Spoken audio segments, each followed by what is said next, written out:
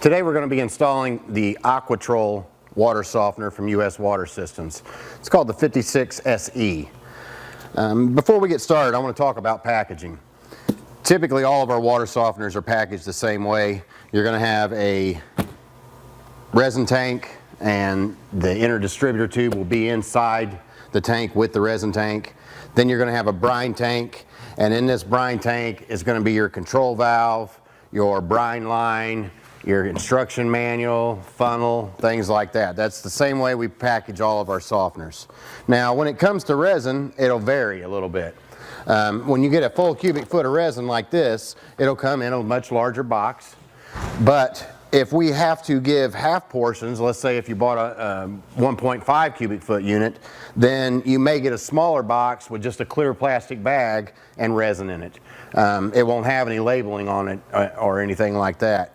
Now keep in mind, we don't send extra resin. So if you get two big boxes and a little one, then that's intended for all of it to go into the tank. Okay, so like I said, when you get that, if these bags are busted or whatever, try to quantify how much you've lost and things like that. We can make a determination on whether or not you need more. It doesn't happen very often, but every once in a while, they get a little rough with these and a corner might come loose and you might lose some resin. But typically they're going to be in 1 cubic foot or half cubic foot boxes. So once we've done that, I'm going to put this resin to the side, but we're going to take the tank out first so we can talk about the tank. Let me grab my knife here.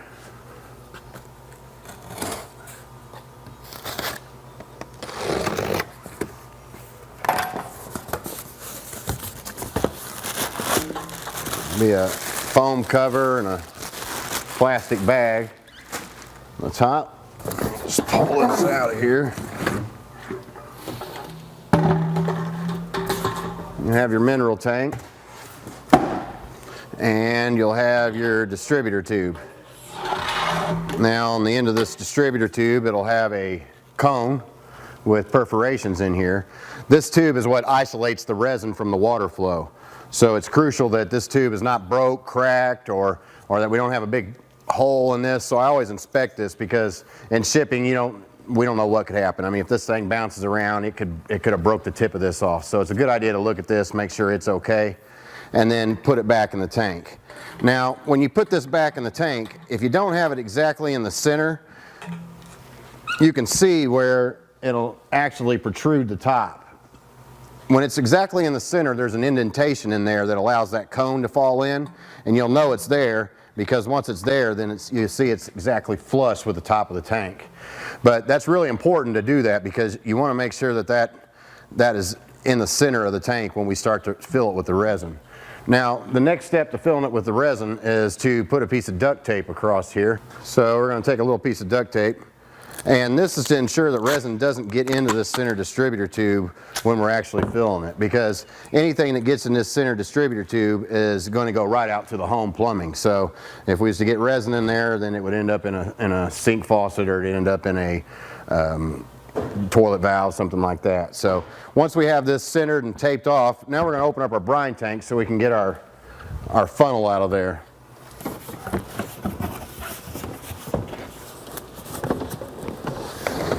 Control valve is in there first. I'll sit that down for now. We'll come back to that.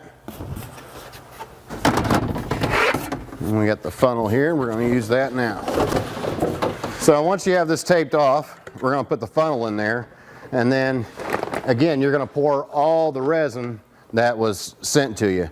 Now, I'm not going to pour this resin in here, but typically you would cut this bag and you're going to pour it in here, and it's good to have a helper to kind of hold this so it doesn't cock one way or the other, and he can also kind of shake that, or she can shake that. That'll allow that resin to center in the tank.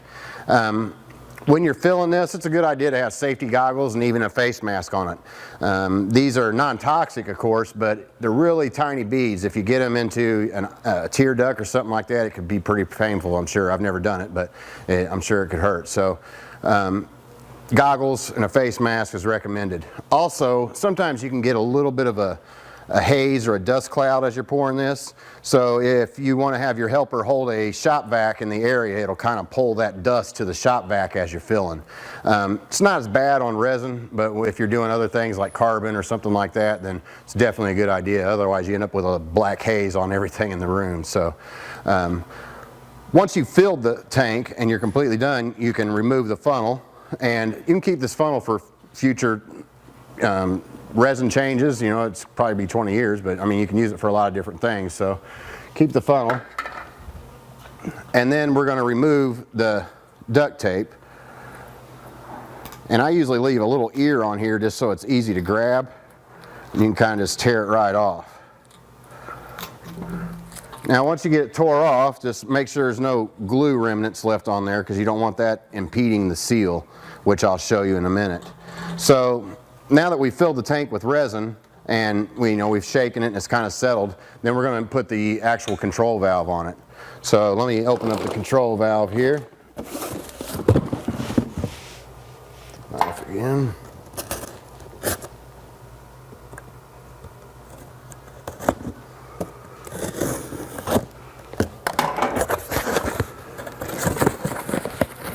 In the control valve, you'll have your upper basket, your actual owner's manual. Put that to the side.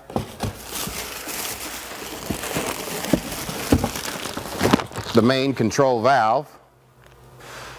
You'll have your brine line connection package, and you will have your transformer to power up the control valve. We're going to leave these two items in the box for now, as well as the manual, because we won't need them yet, but we're going to need this right away, so we're going to leave this out. We're going to unpackage the actual control valve here. This is just a protective cover on the front we can remove. Now on the bottom of the control valve, there's two different O-rings. This center O-ring seals around the distributor tube that we had tape on. And then we also have an outer O-ring here that will seal on this nylon flange on the top of the tank. We want to make sure that these two O-rings are lubed up, so we're going to use some food grade silicone grease. You can buy that at your local hardware store, or if you don't have that, you can use vegetable oil or corn oil the same way. But don't use Vaseline or anything petroleum based. These O-rings are not made to take that type of grease, and they'll actually swell. You'll have a leak, you'll have to buy new O-rings. So make sure you use food grade silicone grease, corn oil, or vegetable oil. This is actually the grease that we sell online. You can find it if you put in silicone grease in our search engine. We sell a couple different size tubes of it, but you don't have to, you can use it for a lot of different things. So I'll take a little bit on my finger, and I'm just going to get this inner O-ring lubed up. We're going to get a little bit more on my finger, and we'll go around this outside O-ring and make sure it's got a nice layer of grease on it. Now once we have this greased, we're going to want to put this upper basket on. This upper basket keeps the resin from being blown out during a backwash. After the initial startup, it really doesn't serve that much of a purpose. It's because the resin will become saturated and kind of too heavy to push out of there. But if you ever have other problems, such as a burst of water pressure, or let's say sediment gets in here and starts to displace the resin, this will keep the resin from coming out. So you're going to put this in, there's slots, and then you turn it to lock it in place. There it goes. Now we're going to put this control valve on the tank. See, the hole in the bottom of here is what we're going to put over the distributor tube.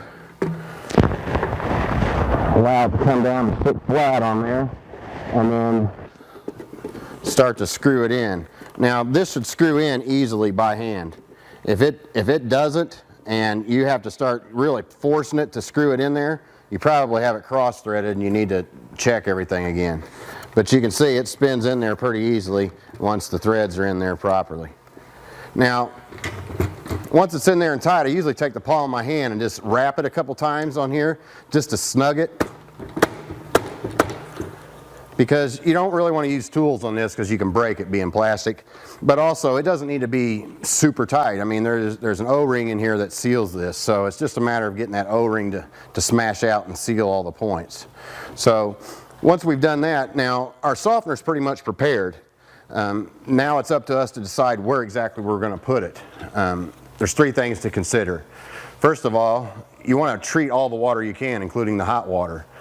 You don't want to treat the outside spigots or irrigation system. If you don't have a choice and you have to treat that water because of where you have to put the softener, then we have a bypass valve on here that you can actually bypass the softener when you're doing outside irrigation. But preferably that outside irrigation would be plumbed in prior to this. Most of these are going to be at the point of entry of the home, either after a well pressure tank or after the city water meter. And again, your irrigation outside spigots plumb off beforehand. Then you'll go into your water softener. That way you capture all the cold water of the home and all the hot water of the home as well. The other things to consider is you're going to need a 110 outlet to be able to power it up. But you're also going to need a drain spot.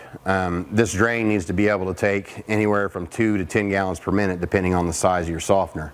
This 1 cubic foot unit is 2 gallon per minute backwash, so it's pretty easy. Most drains are going to take that, but if you get into larger systems with a larger backwash, you may have to beef up a drain to be able to take that kind of flow.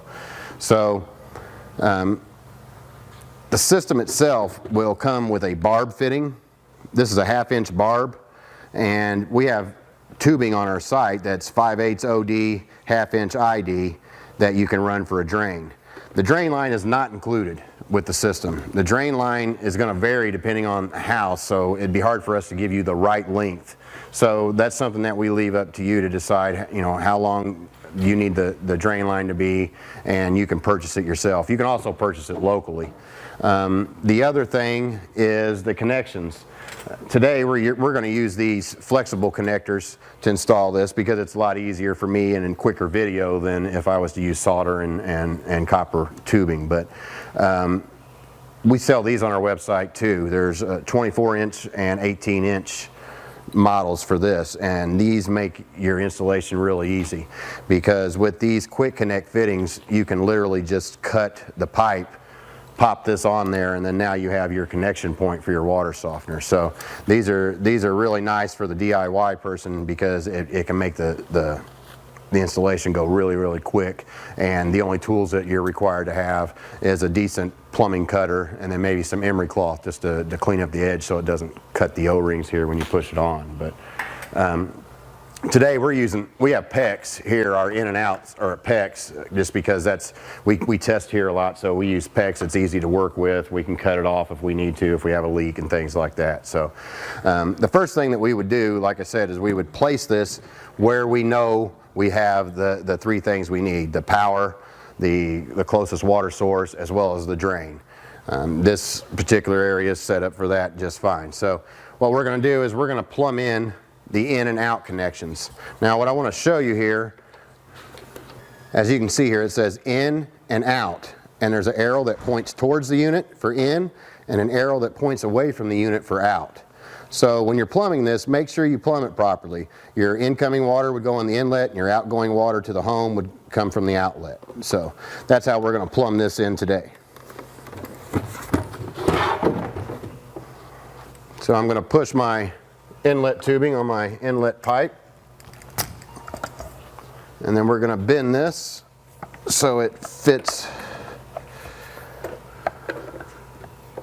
the connection point on the back of the softener. Now the 56 SE Aquatrol is going to come with 3/4 inch male threaded nipples here, so you'll need a female pipe fitting, or in this case the female flex connector. I'm just tightening it hand tight for now, and we'll come back and snug it. And now we're going to do our outlet piping, which is on the bottom here. Twist it around. Also too, if you're using these, make sure you're rubber O-rings in here. The rubber O-ring is what does the sealing. That's why I'm not using any Teflon tape on these threads. Now if we were using a copper fitting, we would have to Teflon tape these threads in order to make sure that they don't leak. Spin that up snug.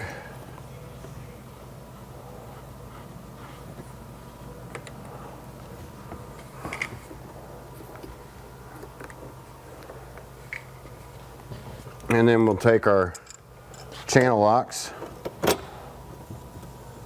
snug it on up.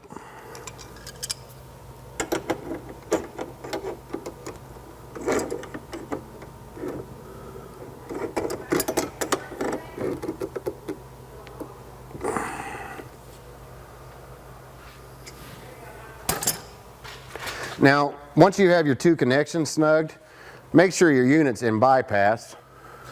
You want to come around here so I can show bypass. Bypass would be the two handles. Bypass would be these two handles facing each other. Once you know you're in bypass, we're going to put water to this just to check all our connections here and make sure we don't have any leaks. So we're going to turn the water on slow.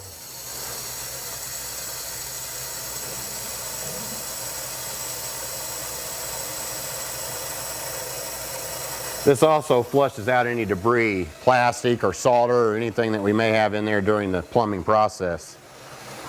So once we've fed the system with water, we verified we didn't have any leaks and the water ran clean, we shut the faucet off. Now the main water is going to remain on here. We're going to leave it on until we get ready to start up. So now once this is done, the next thing I like to do at this point is go ahead and hook the drain line up. It's usually the next thing to do in your process. So I'm going to grab some drain line real quick and we're going to get it installed. Hang on one second.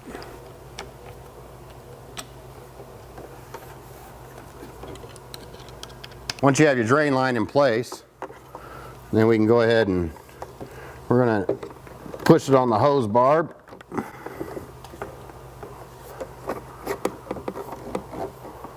And we're going to add a clamp. Make sure you don't have any kinks there.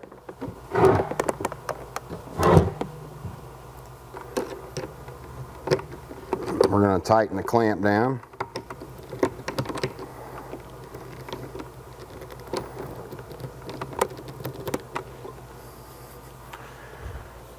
And that's the drain line installed.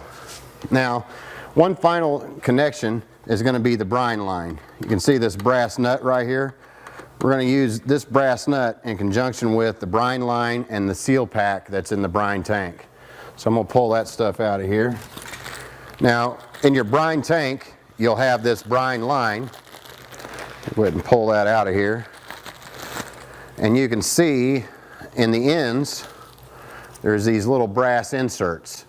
These are what we use to stiffen the end of the actual tubing to allow it to make a good connection when we tighten this nut down. So we're going to uncoil this.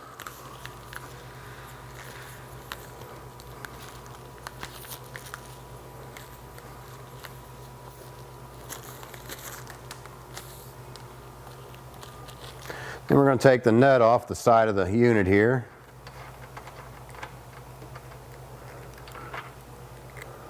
We're going to slide the nut over one end first. And then inside your pack here, you'll see you have a cone screen, another insert, and the actual sealing ferrule. This insert, this one here is just extra if you need it. In this case, we have them both, so we don't need it. But we can always keep it in case we ever have to take this loose and happen to drop one or something. You can have it and keep it in your toolbox or your junk drawer or whatever. But we're going to get the little plastic seal out of here. And you can see on the seal that we actually have a flared cone shape. We want this flare to face the valve, so we're going to put it on like this. You can see that. And then we're going to take the screen and it fits right into the end like that. Now we're going to push the whole tube in the brass fitting until it stops, and then we slide the nut up and start to tighten it down. Now this nut should spin up easily with your fingers. If it's hard to turn, then you probably have it cross-threaded and you want to back it out and check it, because if not, this fitting is not easy to replace and a pain in the neck. So make sure you get it threaded correctly, and then we're going to snug it up. Now don't be afraid to snug this. I snug this at least a full turn because I don't want this to come loose. I can tell you that 99% of all softener problems is because this line becomes loose or plugged, or something in the brine tank becomes loose. Very rarely is there ever a problem with the resin or the control valve. It happens, but rarely. Most of the time the water gets hard and it's because something's wrong with this line. So these will vibrate when they backwash. So this, if it's loose, it can work itself loose to where eventually it's loose enough that when it's trying to pull in salt solution to regenerate, it just pulls in air, so it never regenerates properly. So make sure you get that tight. Now we're going to install the actual brine tank. We'll take the lid out for now. We don't need it yet. And then I want you to see down in here, there's a white tube in here. We call this the brine well. If you take that cap off the top, and you can see you have what's called a brine safety float in here. This brine safety float has another nut on it that we're going to screw out of here. And we're going to be real careful not to lose the sleeves in there. There's multiple sleeves in there. So I'm going to show you that. But first, let's take our brine line, and we're going to run it through the hole in the side of the brine tank and in the hole in the side of the brine well. And then we got to put the nut and sleeves on it. So I'm going to put this nut on there, and hopefully it pushes the sleeves out so I can show you this. Yeah. Okay, so we got the nut on there, and then there's two sleeves in here. One of them has a little split in it, and it's cone shaped. This sleeve is intended to be like a lock washer to lock this so it can't back off. So when you put this on, you're going to put it on just the opposite as the other end of the brine. You're going to put the cone towards the nut, okay? And then this is what we call the shoulder sleeve. This is the actual sleeve that seals the water. It's going to go on with its widest part touching the widest part of the cone split ring, just like that, okay? With the nut being on there too. So what you're going to do now is, once you have these on there, be really careful not to lose them and drop them in there, because it's tough to get them back out. You got to dump the tank over and everything. And so once you get that on there, we're going to push that tube all the way in until it stops.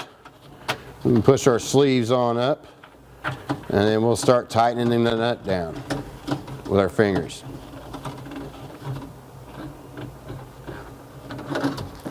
We get this tight as we can again with our fingers. And then we're going to go another almost full turn with the channel locks. Because again, you don't want this thing to come loose. This will be what causes all your problems. Okay? And once we have that nice and snug, then we can take our cap and we'll put back on. And then what we're going to do now is we're going to fill this tank with salt. If you don't have enough to fill it, that's fine, but you want to fill it to where it's just below the bolt in here. The idea is to fill this with salt, use all the salt, and then refill it again and use all the salt again. If you top it off every week, you'll end up with a big hunk of salt that doesn't want to dissolve properly. So it's better to fill it up, use it all, fill it up, and use it all. So once you put your salt in here, then we're going to take 5 gallons of water and pour in with the salt as well. That's just to displace the check valve and ensure that we have enough water in there for the first regeneration. So once that's done, you've got your water in there, we can go ahead and put the lid on it for now.